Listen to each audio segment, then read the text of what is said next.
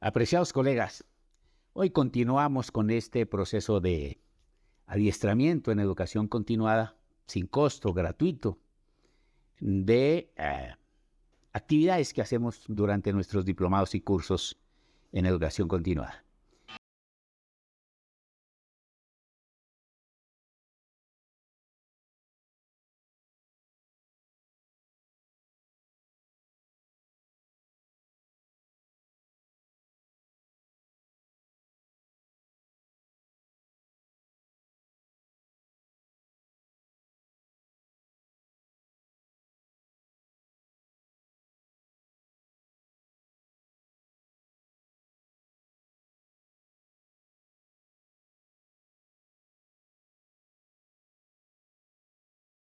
Vamos a hablar de la interpretación cefalométrica angular. Hablamos de personajes como Steiner, Beetz, Wiley. Vamos a empezar a hacer un diagnóstico cefalométrico. En cefalometría lo importante es el diagnóstico, indudablemente, y la interpretación diagnóstica. Tenemos una variedad de cefalometrías, más de 30 y tantos cefalometrías, y la interpretación es fundamental. Ustedes van a aprender a hacer una interpretación diagnóstica de cefalometría, tanto esquelética como cefalometría dental, en sistemas angulares. Vamos a comenzar a hacer un ejercicio breve para que ustedes entiendan fácilmente cómo es la interpretación cefalométrica. En cefalometría, los antropólogos físicos, lo primero que hicieron fue estabilizar y hablar de estructuras anatómicas. Nosotros aquí observamos el frontal, la trayectoria del frontal en esta teleradiografía lateral. Observamos los huesos propios de la nariz, observamos la órbita, observamos aquí fácilmente la silla turca, el porion, el cóndilo, toda la mandíbula, la sínfisis mentoniana y estructuras. Lo primero que hacen los antropólogos físicos es localizar puntos. Vamos a empezar con este puntico. La unión del frontal con los huesos propios de la nariz. Ese es el nacio. Acá está la silla turca en la parte central, donde se deposita la hipófisis. Perfecto. Pituitaria. Recordemos que genera la hormona del crecimiento, como una recordación. Aquí está el infraorbitario. Hagamos un puntito de referencia. Por aquí está el porion. Recordemos, conducto auditivo externo. Aquí está el cóndilo. Se localiza otro puntito, que es el condilare. Acá tendríamos la fosa pterigomaxilar o gotera invertida, que termina en la espina nasal posterior. Aquí está la espina nasal anterior, en la base de la nariz. Aquí estaría otro puntito, que es el pterigomaxilar. Más puntos en esta estructura mandibular tenemos la sínfisis mentoniana. Y aquí hablamos de 3 puntos importantes. Uno anterior o superior, uno inferior y posterior, y uno intermedio. Aquí localizamos con fines mnemotécnicos a una familia integrada por papá aquí adelante, mamá aquí atrás, cuidando, guiando a la familia, se van de paseo, como un ejemplo, y el nené aquí en el medio. Estaría pogonion de papá, menton de mamá y nation de nené. Ok. Después, ¿qué hacen los antropólogos físicos? Empiezan a unir. En cefalometría, la unión de 2 puntos es una recta. En ese orden de ideas, en esta cefalometría, que es bidimensional, que solo nos analiza proporciones en sentido vertical y antero-posterior, podemos tomar como ejemplo un ángulo. Vamos a hablar de un ángulo que cubre los 2 tercios de cara, tercio medio y tercio inferior, y hablaríamos del ángulo SN. Hacemos otra recta, uniendo otros 2 puntos por la porción basal de la mandíbula y los proyectamos a infinito. Perfecto, aquí vamos. Y nos corta aquí. Otro como ejemplo, unen otros 2 puntos. En cefalometría, pues los proyectamos como unos planos. Este sería el plano maxilar del maxilar superior. Vamos a analizar, porque nuestra idea es que ustedes entiendan cómo funciona la cefalometría interpretada radiográficamente el diagnóstico. Hablemos de estos angulitos, que como ustedes ven se cortan en la parte posterior. Esto quiere decir que 2 rectas forman en cefalometría y en geometría forman un ángulo. Míralo acá. Este ángulo mide tanto aquí como acá, tiene la misma proporción. Vamos a analizar este angulito. ¿Ok? Vamos a detenernos en el ángulo SN mandibular. La interpretación final, como ustedes ven, proporcional sería esta, mira. Esta es la medición del ángulo. Esta es la medición del ángulo. Los antropólogos tomaron como referencia para sacar medidas estándares personas normales, ortognáticas, equilibradas, muy bonitas, bonitos y bonitas. Y estamos hablando de un ángulo que nos da una proporción y una interpretación diagnóstica de los 2 tercios de cara, tercio medio y tercio inferior, que sería el ángulo SN mandibular. ¿Qué proporción puede tener ese ángulo? 32 grados. Ahora bien, vamos a la interpretación. Ok.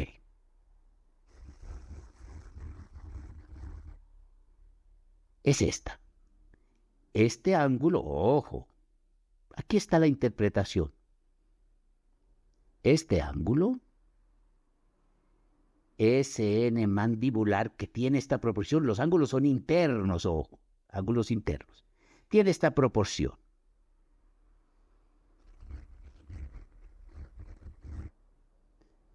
Ok, vamos de nuevo. Este ángulo mide 32 grados.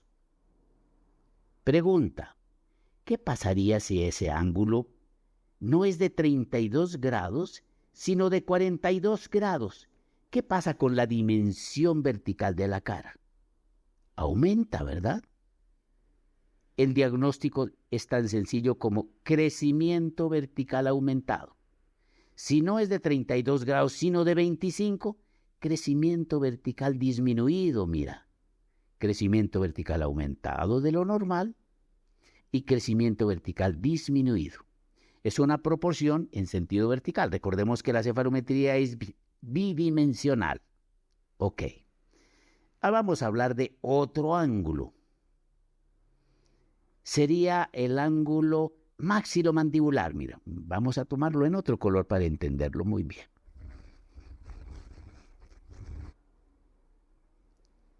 Maxilomandibular, ahí vamos. Sería este ángulo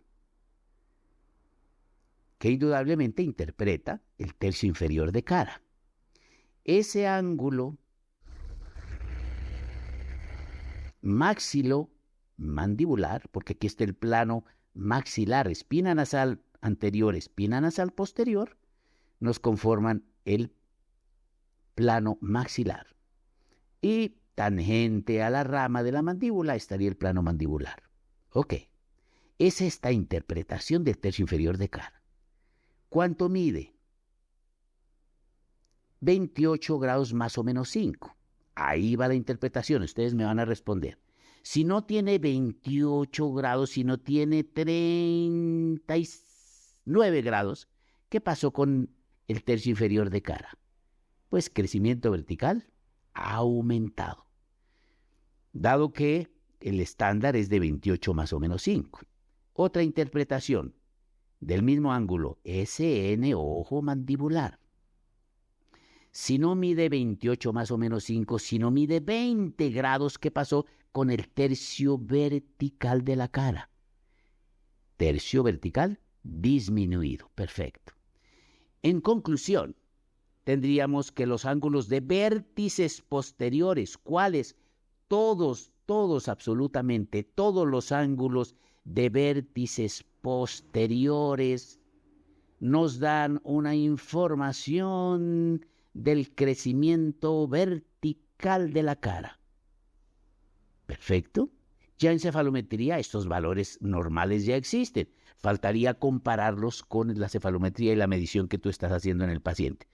Que no necesitas ponerte a medir con anguladores ni hacer trazos con lineecitas de colores como lo hacíamos en la universidad. Todo esto no lo hará la cefalometría computarizada, que ya son sistemas avanzados. Lo que tú necesitas es la interpretación diagnóstica. Concluimos que ángulos de vértices posteriores nos dan una información del crecimiento vertical de la cara. Mira, este es mi ángulo SN mandibular, un ejemplo. ¿Cuánto tiene que medir?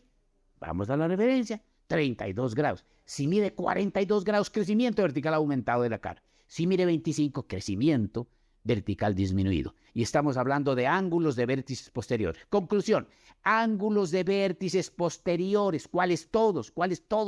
Todísimos de interpretación angular, nos dan información de crecimiento vertical de la cara en sentido de crecimiento vertical aumentado o disminuido, no es más.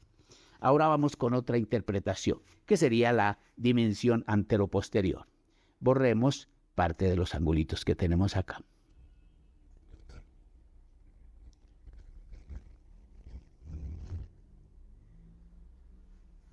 Ok, vamos con la interpretación de otros ángulos.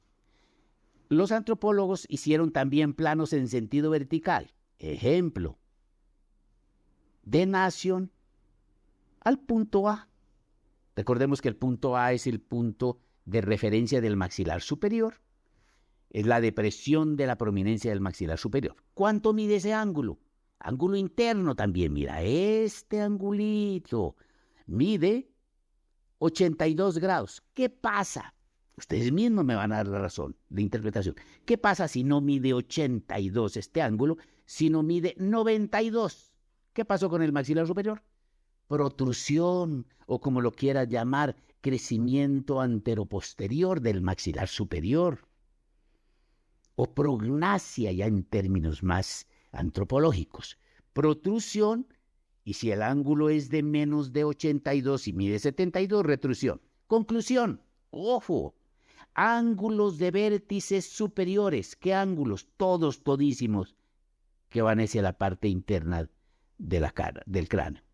Ángulos de vértices superiores nos dan una interpretación. Mira, este es un vértice superior. Nos dan una interpretación de crecimiento anteroposterior de la cara en términos de protrusión, retrusión, protrusión, retrusión. Analicemos otro ángulo, SNB. El B es un punto de referencia del maxilar inferior, la depresión de la prominencia del maxilar inferior. ¿Cuánto mide? 82 grados. Eso lo encuentra ahí en los textos. No necesitas ni aprenderte las cifras, necesitas en la interpretación. Vamos de nuevo. Este ángulo que vamos a medir es el SNB, que es un ángulo de vértice superior. Veámoslo acá. Vértice superior. Lo normal, la norma, 80 grados. Si mide 90, ¿qué pasó con la mandíbula? Creció, se desplazó, hubo protrusión de la mandíbula, prognatismo en términos antropológicos, y si es menor de 80 grados y tiene 70 grados, ¿qué sería? Retrognatismo o falta de crecimiento, crecimiento disminuido en sentido postero anterior. Entonces, ¿qué concluimos en diagnóstico? Que ángulos de vértices superiores, mira, esta es mi carita, estoy haciéndome el trazado cefalométrico, la interpretación. Ángulos de vértices superiores, ¿cuál es este? Ejemplo, SNA. Cuando aumenta de la norma, que es normalmente 82, si tiene 92, protrusión del maxilar superior o prognasia, cuando mide no 82, sino 70, retrusión del maxilar superior. El último ángulo a analizar fácilmente, SNB, para saber en qué posición o qué grado de crecimiento o desplazamiento tuvo la mandíbula. SNB, normal, 80 grados. ¿Qué pasa si mi medición o la interpretación que te mandan de la cefalometría es de 92? Pues crecimiento mandibular o crecimiento anteroposterior de la mandíbula, que en términos antropológicos sería prognatismo de gnathos mandibular. Prognatismo. Y si baja de la norma de 80 grados, retrognatismo si tiene 70 grados. Prognatismo, retrognatismo, prognatismo, retrognatismo. ¿Qué concluimos? Ángulos de vértices superiores nos dan una información del crecimiento anteroposterior de la cara. Y no es más, esa es la interpretación así de fácil en cefalometría. Quería comentarles algo de cefalometría, que para nosotros en ortodoncia es prácticamente como angustiante con tanto número, tantas cefalometrías. Tú lo que necesitas es aprender un par o 3 o 4 cefalometrías, una interpretación. Ahora, todas son muy buenas, indudablemente. Nosotros nos guiamos para tratar de rescatar toda esa información que tuvimos en el pregrado de interpretación angular. Nosotros veríamos Steiner, Tweed, Beetz, y son esas interpretaciones. Entonces, estamos hablando de interpretación angular. Me preguntan a mí los alumnos, doctor, pero es que yo no sé tal cefalometría. Entonces yo les digo, a ver, hablemos de marcas de autos. Si yo te pregunto a ti, ¿qué marca es mejor?